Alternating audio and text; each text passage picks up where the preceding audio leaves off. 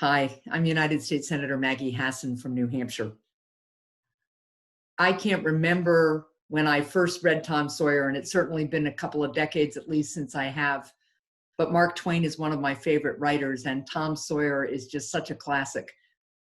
Mark Twain's ability to observe and make insights about our country, all with good-hearted humor, is what makes him such a terrific author, and I'm really glad to be reading from Tom Sawyer today. So here we go. I'm reading from chapter 6, part 1. Monday morning found Tom Sawyer miserable.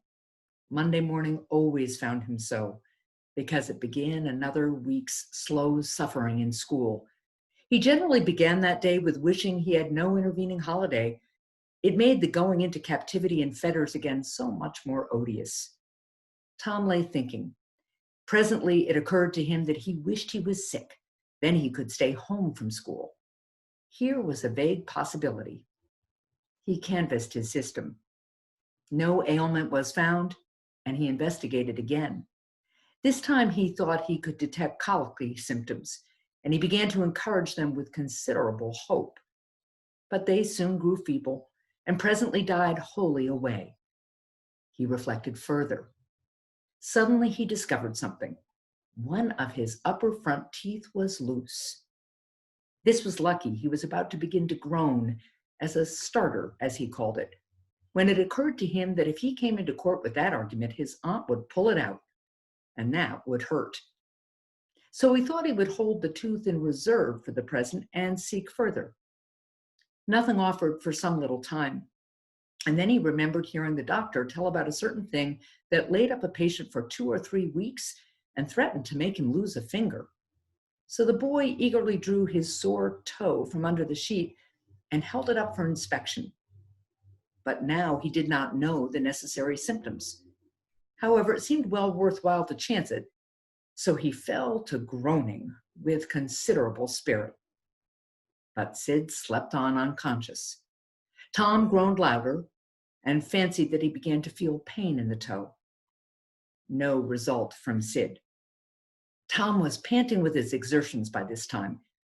He took a rest and then swelled himself up and fetched a succession of admirable groans.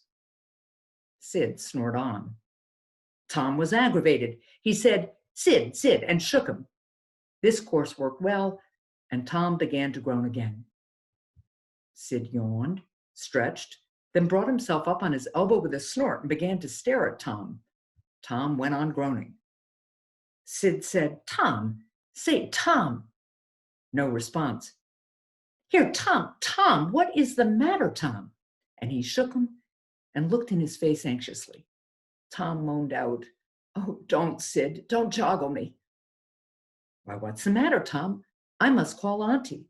"No, never mind. It'll be over by and by, maybe." "Don't call anybody." "But I must." "Oh, don't groan so, Tom. It's awful." "How long you been this way?" "Hours." "Ouch." "Oh, don't stir so. Sid, you'll kill me." "Tom, why didn't you wake me sooner?" "Oh, Tom, don't. It makes my flesh crawl to hear you." "Tom, what is the matter?" "I forgive you everything, Sid. Oh, everything you've ever done to me. When I'm gone." "Oh, Tom, you ain't dying, are you?" "Don't, Tom. Oh, don't." Maybe I forgive everybody, Sid. Oh, tell 'em so, Sid. And Sid, you give my widow sash and my cat with one eye to that new girl that's come to town, and you tell her." But Sid had snatched his clothes and gone. Tom was suffering in reality now. So handsomely was his imagination working, and so his groans had gathered quite a genuine tone. Sid flew downstairs and said, "Oh, Aunt Polly, come. Tom's dying." "Dying?" "Yes'm, don't wait, come quick." Rubbish, I don't believe it. But she fled upstairs nevertheless, with Sid and Mary at her heels. And her face grew white too, and her lip trembled. When she reached the bedside, she gasped out, "You, Tom, what's the matter with you?" "Oh, Auntie, what's the matter with you? What is the matter with you, child?" "Oh, Auntie, my sore toe's mortified." The old lady sank down into a chair and laughed a little, then cried a little, then did both together. This restored her, and she said, "Tom, what a turn you did give me. Now you shut up that nonsense and climb out of this."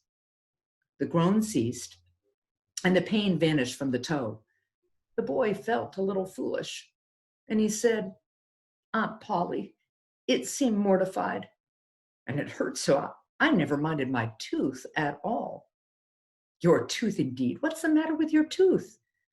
"One of them's loose, and it aches perfectly awful." There, there, now don't begin that groaning again. Open your mouth."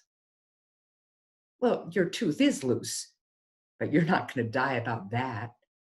Mary, get me a silk thread and a chunk of fire out of the kitchen." Tom said, "Oh, please, Auntie, don't pull it out. It don't hurt any more.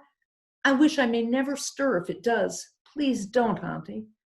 I don't want to stay home from school." "Oh, you don't you? So all this row was because you thought you'd get to stay home from school and go a fishing? Tom, Tom, I love you so, and you seem to try every way you can to break my old heart with your outrageousness." By this time, the dental instruments were ready. The old lady made one end of the silk thread fast to Tom's tooth with a loop and tied the other to the bedpost. Then she seized the chunk of fire and suddenly thrust it almost into the boy's face. The tooth hung dangling by the bedpost now. But all trials bring their compensations. As Tom went into school after breakfast, he was the envy of every boy he met because the gap in his upper row of teeth enabled him to expectorate in a new and admirable way. He gathered quite a following of lads interested in the exhibition, and one that had cut his finger and had been a center of fascination and homage up to this time now found himself suddenly without an adherent and shorn of his glory. His heart was heavy, and he said with a disdain which he did not feel that it wasn't anything to spit like Tom Sawyer.